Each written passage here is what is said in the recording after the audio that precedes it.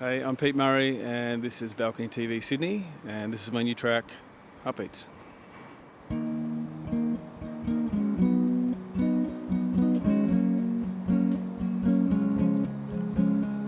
Not a night goes by that I don't lie and just think how we get so high, laugh and cry and just drink. When you smile at me, I was content to be as the world moved on by. And you touch my lips with your fingertips and that look in your eye. And oh, the wild wind's calling. Catch me now while I'm still falling. Raise me up and hold me steady. Am I too late for you? Now my heart beats ready.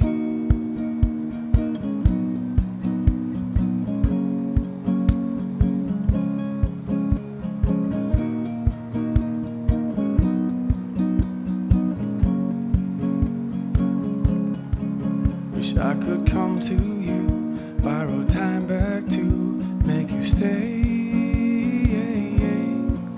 Regrets I have a few, the day that I let you walk away. And oh, the wild wind's calling. Catch me now while I'm still falling. Raise me up and hold me steady. Am I too late for you? Now my heart beats ready. Oh, my hope to be as one is fading now as night takes the sun. Oh, my hope to be as one is fading now as night takes the sun.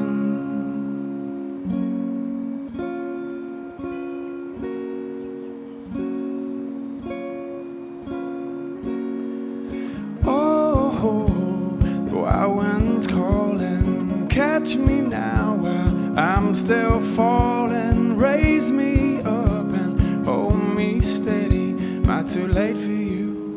Now my heart beats ready. Oh, my hope to be as one is fading out as night takes the sun. Oh, my hope to be as one is fading out as night takes the sun.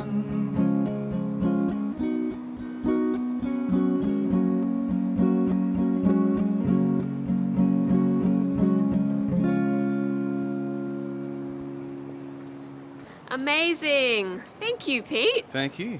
Welcome to BalconyTV Sydney. My name's Uppy. We're here with Pete Murray. How you going? I'm really good, thank you. How are you? Very good, thanks. It's a lovely day, and that was a lovely song. Yeah, well, very fitting, hey? There you go. Very fitting for the day. Now, it's been a couple of years since you had a few quiet ones since your 2011 album, Blue Yes. Sky Blue, and then last year's Camacho. Yes. What were you doing kind of in the downtime? You know, things have been fairly hectic since about 2003 with, Feeler, See the Sun album, the Summit Eureka, and then Blue Sky Blue. I needed some time to just have some family time. Still did some touring, but there was no new album. So, I got two boys. They're 14 and 11 now. So I needed some time with them. And that was kind of my priority during that time, is to just make sure that I was a dad for a while. Totally fair. Kind of good to recharge for a while. Yeah, and I think, it's nice when, this job's very demanding. Everyone wants a piece of you. So it's nice to kind of go and get away from that, have a little break. And, I don't know, just enjoy it. Enjoy time. I did a fair bit of surfing. I improved on my surfing. Good. Yeah, it couldn't get any worse, so that's good. And then, like I said, I was just being a dad for a while, which is good. I mean, it's still songwriting, and and enjoying music. So, yeah, back into the swing of it now. I'm sure your boys loved having their dad home. Yeah, I mean, look, I've always been home anyway. I think it's just the pressure of, writing a new album, producing it, putting it out there and touring it. It's taxing. Yeah, I bet. Now, Heartbeat's the one you just played for us. Yeah. It's actually had a bit of a remix by PNAU's own Peter Mays. Yes. It's now like a lush electronica, beautiful, also a summery Yeah. kind of song. How did that come around? Well, it's funny because when I first wrote this song, that's how I wanted the song to be. It had a 4 on the floor beat to it, so it had more of a chilled out dance groove. And I guess as we kind of went through the recording and the mixing of that, it just seemed to take a long time, and I kind of lost track of what I wanted in the first place. So, I wanted to give this to someone that actually does this for a job, Yeah. like dance stuff, not me. And the PNAU guys are doing some great stuff, and so we handed it over to Peter to see what his thoughts were, and luckily he loved it and wanted to work on it. So I was pretty thrilled about that. Do you reckon that you'd let them take a full-on dance floor changa vibe to it? Well, we had a chat about this one, and because I said, look, this can't be too PNAU. Yeah. It needs to be a little bit more like Pete Murray. But we talked about what's the reference, and I kind of thought that maybe Coldplay was a good reference for that, for the version he was going to do. But I would love to hear him. I mean, I'd love to just let him Free loose. reign. Yeah, that's right, and see what he can come up with, because it'd be pretty awesome. Yeah.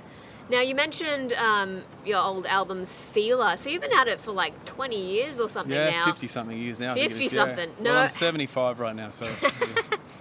Believable. Yeah. Now, how do you feel playing songs like Better Days and So Beautiful now? Like, do you still relate to them, or is it kind of like just part of your past almost? No, yeah, look, I mean, it's my past, but it's the future as well, because there's lots of young kids coming through now that, are hearing these songs through either their parents or their older brothers and sisters, and or their grandparents, depending, and so it's good because they know these songs, and I think it's important that you continue to keep playing them. Maybe it's a bit, I don't know whether arrogance is the right word, but some artists just go, I'm not going to play that anymore. Totally. I'm over it. And I remember going to see an artist one time, and I wanted to hear this one song, and they started playing it, and they got to the chorus, and they just stopped and went, I'm over that. And I was like, I was doing that. I was going, Yeah. what? It's a bit rude. So yeah, I mean, I can understand that sometimes that might be that person's only time they'll come and see you. So if you don't play that song, then they can be pretty disappointed. It's also kind of where that artist starts from. It's like it might have been their biggest song, and that's why everyone wants to hear it. So. Yeah, look, and there's been times where I haven't played some of those songs. I remember playing in Holland. We played the first show. We went over there a few years back, and I didn't play So Beautiful. I just kind of thought, I don't think I'll play it tonight. Yeah. And next minute, breakfast radio the next day was like, yeah, I went and saw Pete Murray.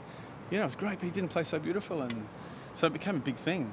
And I realised from that moment that if you don't play it, then it affects some people. Hurts people, yeah.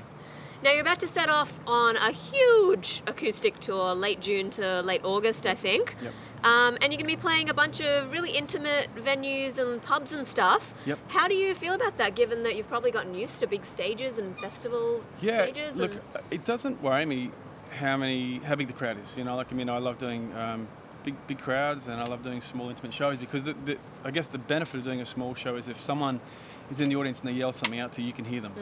Where a big crowd, you can't hear. It's all kind of a bit of a mumble jumble, but in that audience you can have some really great moments and a lot of fun with the crowd too, because you can say something back to them and they can, so it becomes a lot more fun. And I think that audiences love me on acoustic guitar. And it's an acoustic vibe, and just in that environment we can have a lot of fun with it. Yeah, and you're bringing a 3-piece, I read. Yes, yeah. So it's the first time I've done a 3-piece. We've got 3-part harmonies happening on a lot of the songs, which is, I love harmonies. Totally. And we've got still working with some loops and beats. We create some of the loops off the guitar, and we've got some program stuff in there. It's bits and pieces, and just even the stomp here, what I was playing today.